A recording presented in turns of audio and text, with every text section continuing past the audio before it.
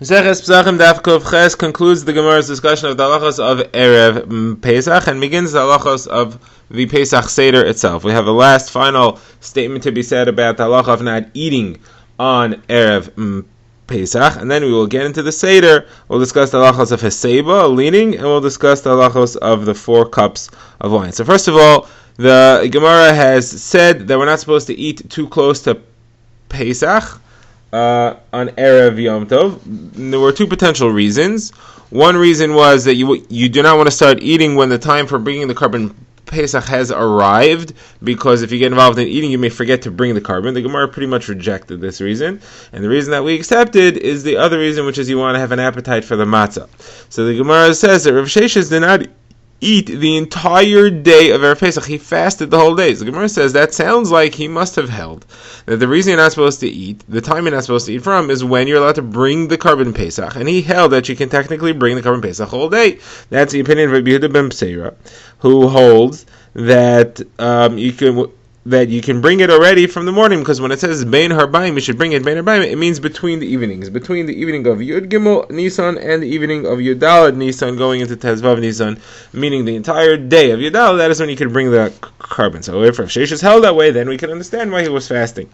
Otherwise, there's no reason to fast. He should just be a couple of hours before Shkiyah when he shouldn't eat. So Gemara says, no, Rav Sheshes was fasting for a different reason. He really held like us. He did not hold that the reason for the Yisr Achila is because you may forget to bring the carbon Pesach. It does not follow the times when the carbon Pesach is able to be brought. He holds like us that the reason is that you should have an appetite for the matzah. Rav Sheshes' constitution was such that if he ate anything on Erev Pesach, he would not have an appetite. He would be eating the matzah Achila Gasa, which is not real eating. He was not able to eat much, and that is why he fasted the whole day. Okay, the Gemara now begins the halachos of Heseba. So first of all, we've seen in the Mishnah that even the poorest person requires Heseba. The Gemara now says which foods, which parts of the Seder require leaning on one's side, like the kings and the royals used to do. But derech Heseba, which foods require that? So the Gemara says the matzah definitely has to be eaten with Heseba. The mar definitely should not be eaten with Heseba. The question is the wine. There's 2 conflicting reports as to what Rav Nachman said. One that he said that the wine you should do Heseba, and one that he said you shouldn't. So the Gemara says it's not a contradiction. One is referring to the first 2 cups of wine. One is referring to the 3rd and 4th cup of wine. And the Gemara says, well, we do have 2 versions. Is which one is which? Which one are you supposed to lean by? Which ones are you not? What's the issue? The issue is as follows. The first 2 cups of wine relate to the Haggadah. One is just before the Haggadah. One is after the Haggadah, and the Haggadah is said over it. Now, those 2 cups are being said while we're going through the story, progressing from our slavery to our freedom, from our state of oppression to the level where we are Bnei Choron, where we are like royals. The leaning is meant to reflect that status of royalty. So according to the version that you should only lean during the first 2 cups of wine, that's when the royalty is achieved. That's when it's attained. That's when we go from slavery to freedom. The 3rd and 4th cup is already afterwards. Okay. We've already established that we're free. You don't necessarily have to lean at that point. You don't have to show it anymore. The other version of Rav Nachman says, no, the first 2 cups, there is slavery involved. You're still saying Avodim Mayinu L'Para. You're still discussing the slavery. Only when we're free of the whole slavery, in the 3rd and 4th cup, that's when we can lean freely and express that level of Cheiros. Okay, now the Gemara says, what does this leaning actually look like? So the Gemara says you should not lean backwards on your back, and you shouldn't lean on your right side. What's the reason? So on the right side, the Gemara says that's not called cheres. There isn't anything freedom about that. The Gemara explains because you have to. The Rishonim explain because you need to use your right hand to eat, and if you're leaning on your right hand, then that's not very royal thing to do. Now, as far as leaning backwards, the Gemara just says that it's not the way of cheres. And then it adds, after discussing leaning on your right, it says there's also a sakana because you may end up inhaling your food. Now the Rishonim say that that's referring to leaning backwards. It's not referring to leaning on the right, because when you lean backwards, the epiglottis, which covers the esophagus, the flap of flesh that covers the windpipe while you're swallowing, it falls backwards, and it exposes the windpipe, and therefore you may end up having your food run down your esophagus, which could cause choking. Chas v'shalom. All right, the Gemara moves on to who exactly is obligated in the mitzvah of leaning. So the Gemara says it depends on a situation of awe. It's meant to create a state of royalty. Somebody who's in a state of awe doesn't need to lean. They do not have a mitzvah of leaning necessarily, or might not be respectful. So who might be in a state of awe? So the Gemara has a few things to discuss. First of all, a woman who is in the presence of her husband, there is a certain amount of awe there, unless she's an Isha Chashuva. She's a very highly respected woman in her own right. So if she's not an Isha Chashuva, she does not have to do Haseba. If she is an Isha Chashuva, she is a respectable, highly respected woman, she should do Haseba. The Ramah famously writes that all our women are highly respectable and should all do Haseba. A son in presence of his father should do Haseba, he should lean. What about a student in presence of his teacher? So Gemara says, Abaye said, I'll prove to you that you are supposed to do, because when we were in the house of Mar, when we were in the house of Rabbah, everybody leaned on the knees of the person who sat near him. So there is leaning. However, when Rabbah left, or he died, and Rav Yosef took over the yeshiva, so Rav Yosef said to us, don't need to lean, because your fear of your teacher should be as severe as the fear of heaven. The awe should be the same, and therefore you're in a state of awe, and you do not need to lean in the presence of the Rebbe. Gemara asks, how could that be? There's a brisa that says everybody's supposed to do Haseba, even a student in front of his teacher.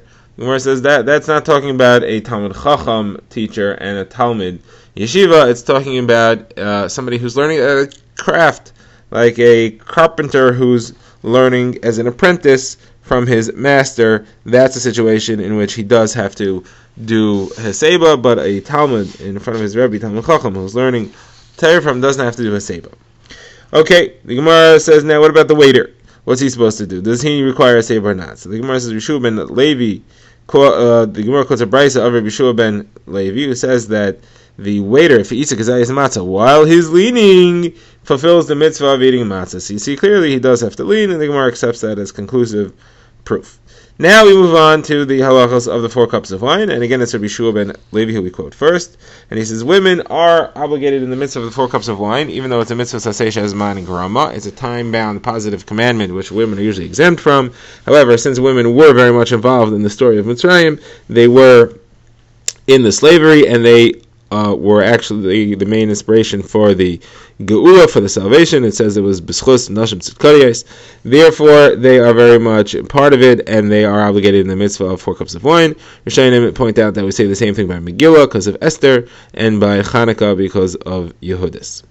Okay, now the Gemara discusses a number of halachos about the 4 cups of wine. It's important to keep in mind there are potentially 2, maybe 3 mitzvahs involved in drinking the 4 cups. One is the mitzvah of cheres. He's supposed to show freedom. He's supposed to show royalty. Another is the 4 cups. You got to get 4 cups of wine in there. Possibly a third one is even if you just drink wine on a Yontif Suda, there's a mitzvah of simcha. There's a mitzvah of drinking wine at a Suda. There could be such a thing. The Gemara will bring a statement. The Gemara will show somebody else who limits it and says you only get some limits, not others. So what are they? So the Gemara quotes of Yehuda in the name of Shmuel, who discusses the size, how much wine you need to have. Does it have to be properly watered down? And do you have to drink all of it? Now, as far as the size, so we have a couple of sizes which we will use. It's important to note that in the days of Chazal, the wine was all mixed with water. It was 1/4 wine and 3/4 water. Anything other than that, it was difficult to drink. It was too strong, it was too thick, and you couldn't drink it. The Rashbam already writes in his days wine wasn't like that anymore. Wine was drunk straight, and therefore this is only relevant in the days of Chazal to bring in that factor. Now, the size that you're supposed to have, Shmuel says, is really 1/4 of a loig, what we call it revius.